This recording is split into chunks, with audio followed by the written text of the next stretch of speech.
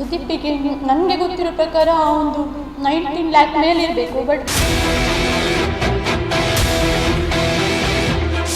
ಈ ಕಡೆ ನಿಮ್ಮನಲ್ಲ, ಆ ಕಡೆ ಮನೆಯವರಲ್ಲ, ಈ ಕಡೆ ಸಾಲದಲ್ಲ ಕಿರಿಕಿರಿ. ಸೊ ಅದಕ್ಕಾಗಿ ನಾನು ಸ್ವಿಚ್ ಆಫ್ ಮಾಡಿಟ್ಟದ್ದು ಅಷ್ಟೇ ವಿಷಯ. ನನಗೆ ಸ್ವಲ್ಪ ಪಾಸ್ಟ್ ಲೈಫಲ್ಲಿ ಆದಂಥ ಕೆಲವು ಘಟನೆ ನನಗೆ ತುಂಬ ಇರಿಟೇಷನ್ ಆಗ್ತಿತ್ತು. ನನಗೆ ನೀವು ಇಷ್ಟ ಇಲ್ಲ, ನಿನ್ನನ್ನು ಅವರು ನಿನ್ನ ಜೊತೆ ಅವ್ನು ಬಾಳು ಸಹ ನನಗೆ ಇಷ್ಟ ಇಲ್ಲ, ನೀನು ಅವನಿಗೆ ವಿಚ್ಛೇದನ ಕೊಟ್ಟಬೇಡು.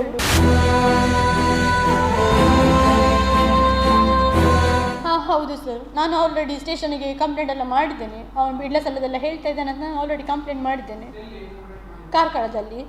ಹಾಗೆ SP ಆಫೀಸಿಗೆ ಸಹ ಮಾಡಿದ್ದೇವೆ ನಾವು. ಸುದೀಪಿಗೆ ನನಗೆ ಗೊತ್ತಿರೋ ಪ್ರಕಾರ ಒಂದು 19 ಲ್ಯಾಕ್ ಮೇಲೆ ಇರಬೇಕು. ಬಟ್ ರೀಸೆಂಟಾಗಿ ಒಂದು ಇಬ್ಬರದ್ದು ಆ್ಯಕ್ಚುಲಿ ಇದು ಬಂದಿದೆ, ಕೋರ್ಟಿಂದ ನೋಟಿಸ್ ಬರುತ್ತಲ್ಲ, ಸೊ ಅದು ಬಂದಿದೆ. ಅದು ನಂತರ ಪ್ರೂಫ್ ಇದೆ.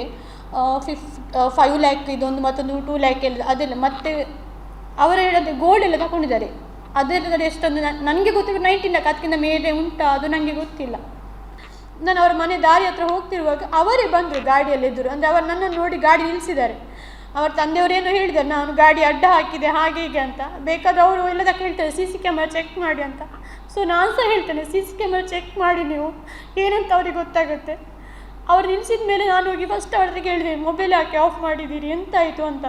ಇಲ್ಲ ಪ್ರಾಬ್ಲಮ್ ಆಗಿದೆ ಸ್ವಲ್ಪ, ನಾನು ಹೇಳ್ತೇನೆ ನಿಮಗೆ, ಅದಕ್ಕೆ ಸ್ವಿಚ್ ಆಫ್ ಮಾಡಿದೆ ಅಂತ ಹೇಳಿದ್ರು. ನಾನು ಹೇಳಿದೆ, ನಾನು ಟೆನ್ಷನಿಂದ ಅಲ್ಲಿಂದ ಇಲ್ಲಿ ತನಕ ಬಂದಿದ್ದೇನೆ, ನನಗೆ ಸಹ ಭಯ ಆಗುತ್ತೆ ನೀವು ಎಲ್ಲಿಗೆ ಹೋದ್ರಿ ಅಂತ. ಇಷ್ಟು ದೂರ ಬರಬೇಕು ನಾನು, ನನ್ನ ಮನೆ ಕಾರ್ಕಳದಿಂದ ನಾನು ಇಲ್ಲಿಗೆ ಬರಲಿಕ್ಕೆ ತುಂಬ ದೂರ ಉಂಟು ನನಗೆ, ಅದೆಲ್ಲ ನಾನು ಹೇಳ್ತಾಯಿದ್ದೆ. ಅಷ್ಟೊತ್ತಿಗೆ ಅವರ ತಾಯಿ ಹೇಳಿದ್ರು, ನನಗೆ ನೀವು ಇಷ್ಟ ಇಲ್ಲ, ನಿನ್ನನ್ನು ಅವರು ನಿನ್ನ ಜೊತೆ ಅವ್ನು ಬಾಳು ಸಹ ನಮಗೆ ಇಷ್ಟ ಇಲ್ಲ, ನೀನು ಅವನಿಗೆ ವಿಚ್ಛೇದನ ಕೊಟ್ಟಬೇಡು, ನಮಗೆ ನೀನು ಇಷ್ಟ ಇಲ್ಲ ಅಂತ. ನನಗೆ ಅವರ ಮಾತು ತುಂಬ ನೋವಾಯಿತು. ಯಾಕೆ ನನಗೆ ಶಾಕ್ ಆಯಿತು. ಇಷ್ಟವರೆಗೆ ಮಾತುಕತೆ ಎಲ್ಲ ಆಗಿದೆ, ಒಂದು ದಿವಸ ಅವ್ರಿಗೆ ಕಾಲ್ ಮಾಡಿಲ್ಲ. ಅವರ ತಂಗಿ ನನಗೆ ಅವನ ಹಣ ಕೊಡಲಿಕ್ಕೆ ಉಂಟು, ಚಿನ್ನ ಕೊಡಲಿಕ್ಕಿತ್ತು ಅಂತೆಲ್ಲ ಕಾಲ್ ಮಾಡಿದಾಳೆ. ಅವಾಗ ಸಹ ಅವಳು ನನಗೆ ಹೇಳಿಲ್ಲ ಒಂದು ಮಾತು, ಹೀಗೆ ನಮ್ಮ ಮನೆಯಲ್ಲಿ ಚರ್ಚೆ ಆಗಿದೆ ಅಂತ. ಅವರು ಹೇಳ್ತಾರೆ, ನಮಗೆ ಇಷ್ಟು ನಾವು ಅವನಿಗೆ ಹೇಳಿದ್ದೇವೆ ತುಂಬ ದಿವಸದ ಹಿಂದೆ, ನಿನ್ನ ಹತ್ರ ಅವನು ಹೇಳಿದ್ರೆ ನಮ್ಗೆ ಗೊತ್ತಿಲ್ಲ ಅಂತ. ಸೊ ಆ ಟೈಮಲ್ಲಿ ಸುದೀಪ್ ಅವ್ರ ತಾಯಿಗೆ ಹೇಳಿದ್ದಾರೆ, ಅಮ್ಮ ಅವ್ರು ಟೆನ್ಷನಿಂದ ಬಂದೇಳಿ, ಸುಮ್ಮನೆ ಈ ಟೈಮಲ್ಲಿ ಎಂಥ ಸಮಾಧಾನ, ನಿಮಗೆ ಇಷ್ಟ ಇಲ್ಲದಿದ್ದರೆ ಪರವಾಗಿಲ್ಲ, ಬಟ್ ನನಗೆ ಇಷ್ಟ ಇದೆ ಅಂತ ನಾನು ಅವಳನ್ನು ಮದುವೆ ಆಗಿರುವುದು. ಸೊ ಇವಾಗ ನೀವು ಅವಳಿಗೆ ಈ ಟೈಮಲ್ಲಿ ಅಂತ ಸಹ ಹೇಳಬೇಡಿ, ಅವಳು ಮೊದಲೇ ಅಲ್ಲಿಂದ ಬಂದಿದ್ದಾಳೆ, ಸುಮ್ಮನೆ ಒಬ್ಬಳೆ ಬೇಡ ಅಂತ ಹೇಳಿದ್ವಿ. ಬಂದು ಕಾರಲ್ಲಿ ಕೂತ್ಕೊ ಅಂತ ಹೇಳಿದ್ವಿ. ನಾನು ಜೋರಾಗಿ ಅಳ್ತಾ ಇದ್ದೆ. ಅದಕ್ಕೆ ಅವನ ತಾಯಿ ಹೇಳಿದ್ರು, ಅವಳು ಬಂದು ಕೂತ್ಕೊಳ್ಳೋದಾದರೆ ನಾನು ನಿನ್ನ ಜೊತೆ ಕಾರಲ್ಲಿ ಬರೋದಿಲ್ಲ ಅಂತ ಹೇಳಿದ್ರು. ನಾನು ಅದಕ್ಕೆ ಅಲ್ಲಿ ಕೂಗಿದ್ದೇನೆ, ಜೋರಾಗಿ ಕೂಗಿದ್ದೇನೆ, ರೋಡ್ ಹತ್ರ ನಾನು ಕೂಗಿದ್ದೇನೆ. ಆಮೇಲೆ ಅವ್ರು ಹೇಳಿದ್ರು, ಬೇಡಮ್ಮ ಸುಮ್ಮನೆ ಕಿರಿಕಿರಿ ಆಗ್ತದೆ ಇಲ್ಲಿ, ಅವಳು ಬಂದು ಕೂತ್ಕೊಳ್ಳಿ, ನಾನು ನಿಮ್ಮನ್ನು ಬಿಡ್ತೇನೆ, ಅಲ್ಲಿ ಅವರು ಬೆಳ್ತಂಗಡಿಗೆ ಹೊರಟಿದ್ರು, ನಾನು ಅಲ್ಲಿ ಬಿಡ್ತೇನೆ ಅಂತ. ನಾನು ಆಮೇಲೆ ಗಾಡಿಯಲ್ಲಿ ಕೂತ್ಕೊಳ್ಳಿಕ್ಕೆ ಹೋದೆ. ಅವರು ಏನು ಅವರ ತಾಯಿ ಹೇಳಿದ ನನಗೆ ಎಳ್ದು ಅವಳನ್ನು ಹಿಂದೆ ಕೂರಿಸಿದ್ದಾನೆ ಅಂತ ಹೇಳಿದ್ದಾರೆ. ಸೊ ನಾನು ಸಹ ಹೇಳ್ತೇನೆ, ದಯವಿಟ್ಟು ಅಲ್ಲಿ CC ಕ್ಯಾಮರಾ, ಅದು ಹೈವೇ ಆ ಹತ್ರನೇ ಇದೆ, ಸೊ ಅಲ್ಲೇನೋ ಸ್ಕೂಲ್ ಇದೆ, ಅಲ್ಲಿ CC ಕ್ಯಾಮರಾ ಇದೆ. ನಾನು ಎಳ್ದು ಕೂತ್ಕೊಳ್ಳೋ ಅಥವಾ ಏನೋ ಹೊಡೆದಿದ್ದೇನೆ, ಬೇರೆ ಬೇರೆ ಶಬ್ದದಲ್ಲಿ ಬೈದಿದ್ದೇನೆ ಅಂತ ಹೇಳಿದ್ದಾರೆ. ಸೊ ನಾನು ಸಹ ಹೇಳ್ತೇನೆ, ದಯವಿಟ್ಟು CC ಕ್ಯಾಮರಾ ಚೆಕ್ ಮಾಡಿ. ನನ್ನ ಗಂಡ ಮೊಬೈಲ್ ಆಫ್ ಮಾಡಿದ್ದಾರೆ ಅಂತ ನಾನು ಅಲ್ಲಿ ಹೋದದ್ದು ಬಿಟ್ಟರೆ ಮತ್ತು ಯಾವುದೇ ಕಿರಿಕಿರಿ ಮಾಡಲಿಕ್ಕಾಗಲಿ ಯಾವುದಕ್ಕೂ ಹೋದದಲ್ಲ. ನನಗೆ ಟೆನ್ಷನಿಂದ ನಾನು ಹೋದದ್ದು. ನನಗೆ ಸಹ ಪಾಸ್ಟ್ ಲೈಫಲ್ಲಿ ಆದಂಥ ಕೆಲವು ಘಟನೆ ನನಗೆ ತುಂಬ ಇರಿಟೇಷನ್ ಆಗ್ತಿತ್ತು. ಸೊ ಇನ್ನು ಇದರಲ್ಲಿ ಪ್ರಾಬ್ಲಮ್ ಆಗುತ್ತೆ ಅಥವಾ ಏನಾಗುತ್ತೆ ಗೊತ್ತಿಲ್ಲ, ಅದಕ್ಕೆ ಅಂತ ನಾನು ಅಲ್ಲಿ ಹೋದದ್ದು. ಎಳ್ದು ಕೂತ್ಕೊಳ್ಸಿ ಅದೇನು ಏನಿಲ್ಲ. ಅಲ್ಲಿಂದ ನಡು ದಾರಿಯಲ್ಲಿ ಬರುವಾಗ ಸಹ ಅವನ ತಾಯಿ ಹೇಳಿದ್ರು, ನೀನು ಅವಳ ಜೊತೆ ಬಂದ, ನಾನು ಬರೋದಿಲ್ಲ, ನನ್ನನ್ನು ಬಿಡು ಅರ್ಧದಲ್ಲಿ, ನಾನು ಹೋಗ್ತೇನೆ ಅಂತ. ಅವನು ಮತ್ತೆ ಇಲ್ಲ, ನಾನು ಬೆಳ್ತಂಗ ತನಕ ನಿಮ್ಮನ್ನು ಬಿಡ್ತೇನೆ ಅಂತ ಹೇಳಿ ಅಲ್ಲಿಂದ ಆಟೋಗೆ ಕಾಲ್ ಮಾಡಿ, ಪರಿಚಯದ ಆಟೋದವರಿಗೆ ಕಾಲ್ ಮಾಡಿದ್ದಾರೆ ಅವರು. ಅದು ಸಹ ಅವರ ಕಾಲಲ್ಲಿ ಇರ್ಬೋದು, ಕಾಲ್ ಮಾಡಿದ ಲೀಸ್ಟರ್ ಇದೆ, ಅವರ ಆಟೋಗೆ ಕಾಲ್ ಮಾಡಿ ಅವರ ಅಮ್ಮನಲ್ಲಿಂದ ಕಳಿಸ್ತಿದ್ದಾರೆ. ಮತ್ತು ದಾರಿ ಹತ್ರ ಬರುವಾಗ ನಾನು ಮತ್ತೆ ಅವ್ರ ನಾವಿಬ್ಬರು ಇರೋದ್ರಿಂದ ನಾವು ಮನೆಗೆ ಅಂತ ಹೊರಟಿ ಕಾರ್ಕಳಕ್ಕೆ ಅಂತ.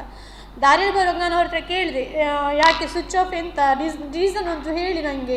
ನಿನ್ನ ನೈಟ್ ಸಹ ಹೇಳಿರಿ, ಮನೇಲಿ ಒಪ್ಪದಿದ್ದರೆ ಹೀಗೆ ಮಾಡೋದು ಅಂತ ಹೇಳಿದ್ದೀರಿ ನೀವು.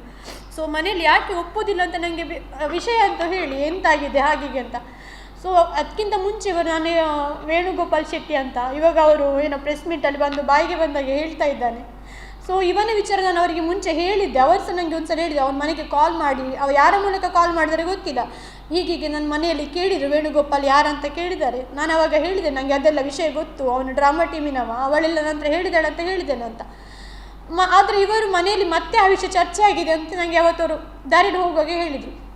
ಮನೆಯಲ್ಲಿ ಮದುವೆ ವಿಚಾರಕ್ಕೆ ಚರ್ಚೆ ಆಯಿತು, ಅದಕ್ಕೆ ಒಂದು ವೇಳೆ ಒಪ್ಪದಿದ್ದರೆ ನಿಮ್ಮ ಮನೆಯಲ್ಲಿ ನನ್ನನ್ನು ಸೇರಿಸ್ಕೊಳ್ತಾರಾ ಅಥವಾ ನಿಮ್ಮನ್ನು ಮದುವೆ ಆಗಲಿಕ್ಕೆ ಬಿಡ್ತಾರಾ ಅಂತ ನಾನು ಅದಕ್ಕೋಸ್ಕರ ನಿಮಗೆ ನಿನ್ನೆ ಕಾಲ್ ಮಾಡಿ ಹೇಳಿದ್ದೇನೆ. ಸ್ವಿಚ್ ಆಫ್ ಮಾಡಿದೆ ಯಾಕಂತ ಹೇಳಿದರೆ ನನ್ನ ಅಪ್ಪ ಯಾರ ಸಾಲಗಾರರಿಗೆ ಮನೆಗೆ ಬರಲಿಕ್ಕೆ ಹೇಳಿದ್ದಾರೆ ಅಂದರೆ ಅವರು ಹೇಳಿದಂಗೆ ಹಾಗೆ ಅವ್ರು ಹೇಳಿದ್ದಾರೆ ಇಲ್ವ ನನಗೆ ಗೊತ್ತಿಲ್ಲ. ಯಾಕಂದರೆ ಅವರಿಗೆ ಮತ್ತು ಅಪ್ಪನಿಗೆ ಎಷ್ಟು ಅಂದರೆ ಸಹ ಅಷ್ಟೇ, ಅವ್ರು ಮಾತಾಡ್ತಾ ಇರಲಿಲ್ಲ, ಯಾವುದೇ ವಿಷಯಕ್ಕೆ ಅವರಿಗೆ ಚರ್ಚೆ ಅದವೆಂತ ಇರಲಿಲ್ಲ. ಅವರು ಮನೆಗೆ ಹೋಗುವ ವಿಷಯ ಗೊತ್ತಾಗಿ ಅಪ್ಪ ಕರೆಸಿದ್ದಾರೆ ಲೋನ್ನವರು. ಸೊ ಕಿರಿಕಿರಿ ಆಯಿತು. ಸೊ ನನಗೆ ತುಂಬ ಟೆನ್ಷನ್ ಆಯಿತು, ನೀವು ಈ ಕಡೆ ನಿಮ್ಮನಲ್ಲ, ಆ ಕಡೆ ಮನೆಯವರಲ್ಲ, ಈ ಕಡೆ ಸಾಲದೆಲ್ಲ ಕಿರಿಕಿರಿ. ಸೊ ಅದಕ್ಕಾಗಿ ನಾನು ಸ್ವಿಚ್ ಆಫ್ ಮಾಡಿಟ್ಟದ್ದು ಅಷ್ಟೇ ವಿಷಯ. ಮತ್ತು ಬೇರೊಂದು ವಿಷಯ ಆಗಿದೆ ಪ್ರಾಬ್ಲಮ್, ನಾನು ನಿಮಗೆ ಹೇಳ್ತೇನೆ ಅಂತ ಹೇಳಿ ಸುಮ್ಮನೆ ಆದರು. ನಾನು ಮತ್ತು ಆ ಟೈಮಲ್ಲಿ ಅವರಿಗೆ ಪ್ರೆಷರ್ ಮಾಡಲಿಕ್ಕೆ ಹೋಗಲಿಲ್ಲ ತುಂಬ.